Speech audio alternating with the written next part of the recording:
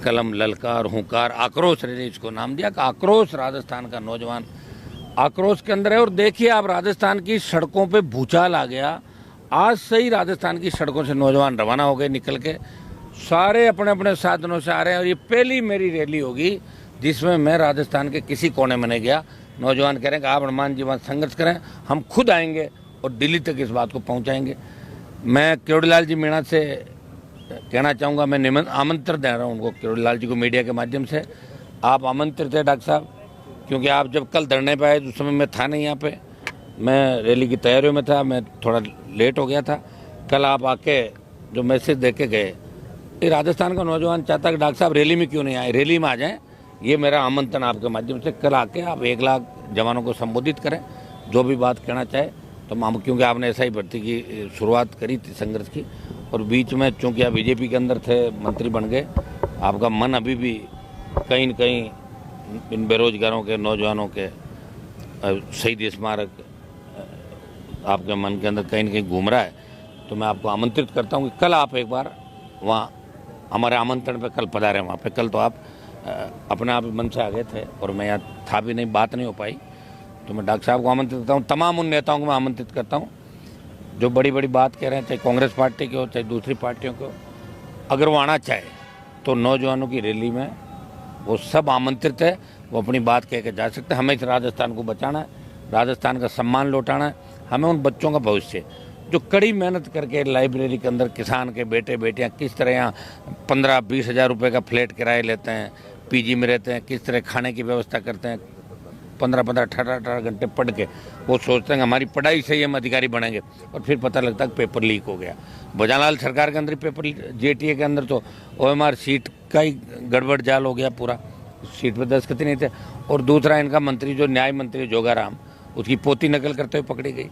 तो राजस्थान सोच रहा है कि अब क्या करें, किधर जाए, एक तरफ कुआ एक तरफ खाड़ है, इधर बीजेपी कुआ और कांग्रेस खाड़, इधर सांपना दूसरा नागनाथ। तो नौजवानों के सामने अब आक्रोश और हुंकार के अलावा कुछ बचा नहीं। ये नौजवान कल आक्रोश रैली करके मोदी को संदेश देगा कि अगला पड़ाव दिल्ली की तरफ है। प्रधानमंत्री जी इस बात को हल्के में मत लेना, क्योंकि जो आंदोलन कर रहा है वो इतना जिद्दी है कि अपनी जान हथेली पे लेकर चलता है, जब कब जरूरत पड़ जाए और कब देनी पड़ जाए इस राजस्थान के सम्मान के लिए, इन नौजवानों के सम्मान के लिए। तमाम जो फर्जी भर्तियाँ हुई, पेपर लीक की जो घटनाएं हुई, रीट लेवल फर्स्ट के अंदर कांग्रेसी नेताओं जिस हिसाब से नाम आए, इन सब की पोल हम खोलेंगे। और कल हमारी ऐतिहासिक रैली मानसरोवर के अंदर होगी।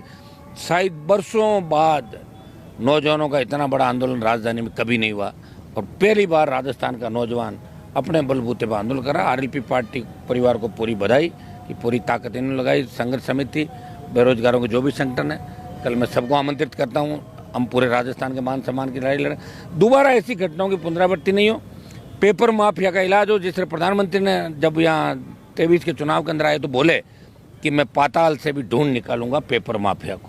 हाँ, मोदी जी स्पीड में चलते चलते 80 से 200 पे चले जाती गाड़ी उनकी, ज़्यादा बोल देते हैं। रगों में खून की जगह सिंदूर की बात भी कर दी।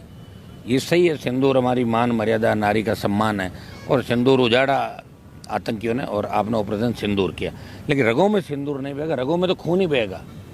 तो ये जिस तरह के भाषण दे रहे हैं यहाँ, बेरोजगारी, महंगाई, अमेरिका द्वारा सीज पार की घोषणा, इसके बारे में बीकानेर का जो बॉर्डर के इलाके, इनका कहना था कि हमने ऑपरेशन सिंदूर किया, बॉर्डर पे हम सभा करें बीकानेर के अंदर। ये मैसेज देने के लिए वो आए। तो अमेरिका के बारे में 2 शब्द बोलते, ये देश का नौजवान चाहता था। पेपर लीक माफिया को पकड़ने के लिए बोलते और बात करते। आज मुझे कोई कह रहा था कि भजनलाल से कल वो नाराज थे, जैसे उनके चेहरे की हवाइयाँ उड़ रही थी भजनलाल जी की। वहाँ पे कुछ अधिकारियों से भी नाराजगी जाहिर की होगी प्रधानमंत्री ने, क्योंकि प्रधानमंत्री को भी पता है कि एक बार अगर सत्ता चली गई तो फिर कैसे दिन आ जाते। पूर्व प्रधानमंत्रियों को जानते, वो अच्छी तरह से जानते हैं, वो इसी जगह रहे।